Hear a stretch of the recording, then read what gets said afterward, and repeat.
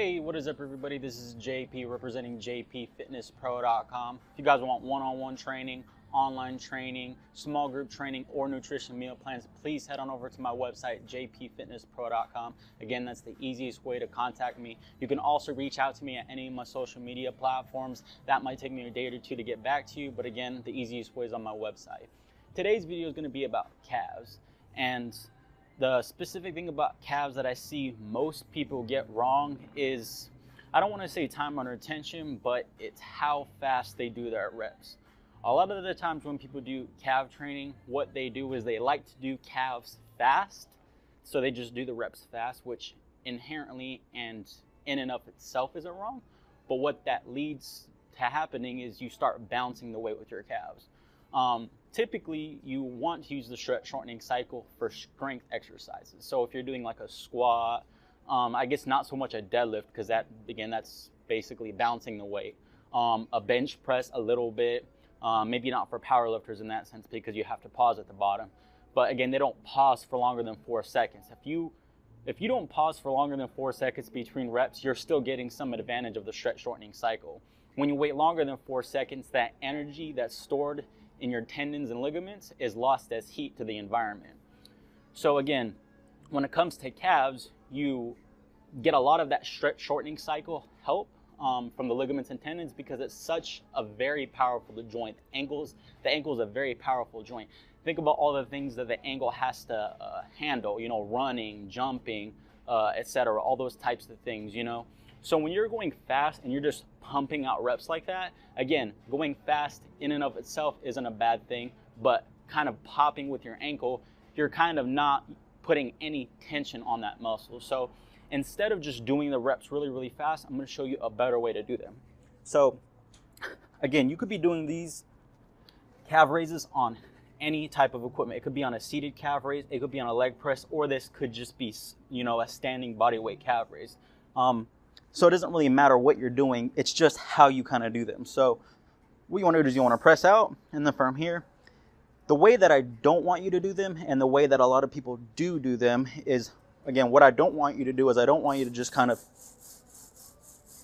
bounce the weight like that. Again, the ankle is a very powerful joint. Anything you do with the ankles, jumping, jump rope, anything like that, I guess the easier way to put it is your ankle's going to have a lot of pop. There's a lot of ligaments and tendons, very strong ligaments and tendons in the ankle that are going to help assist movements like that. So instead of just doing them really fast and popping your ankles like that and taking a lot of the work away from the calves themselves and putting them more on the joint, because again, joints do help with putting out force to a specific movement, what I recommend you do is at the bottom of the rep, pause. I want you to point your toes towards you. So there's going to be 2 cues for the bottom, is point your toes to you.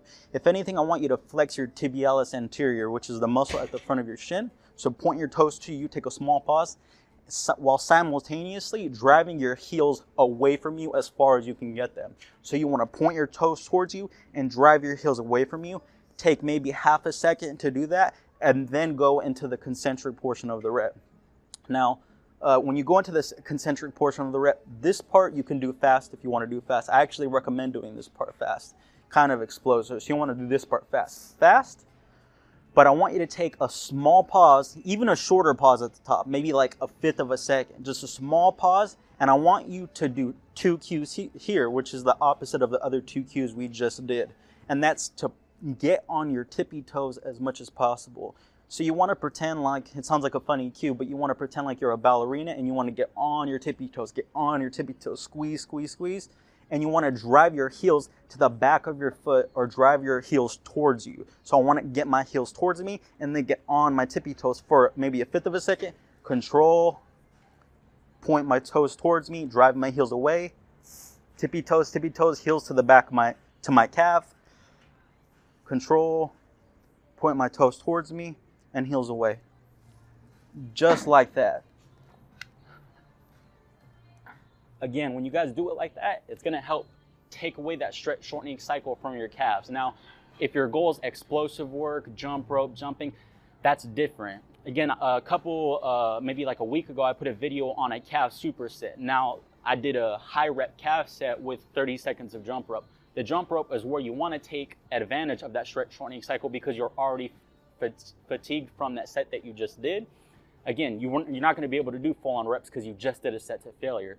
But your first sets or your regular sets, you don't want to just be popping your ankle like that. You're going to be leaving a lot of gains on the table. If you guys have any questions, comments, please post them down below. I'll see you guys in the next video.